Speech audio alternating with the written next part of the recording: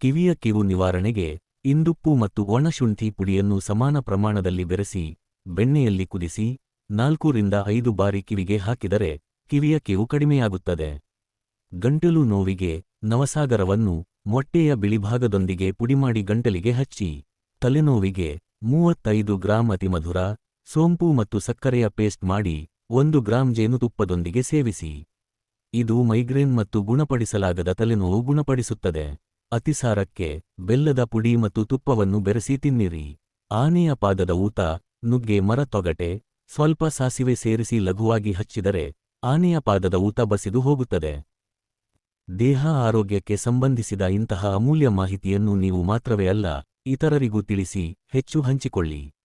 ಪ್ರಾಕೃತಿಕ ಆಹಾರ ಮತ್ತು ಆಯುರ್ವೇದ ಸಲಹೆಗಾರರು, ಪಾರಂಪರಿಕ ಚಿಕಿತ್ಸಕ ಸಿದ್ಧವೈದ್ಯರು ಸುರೇಶ್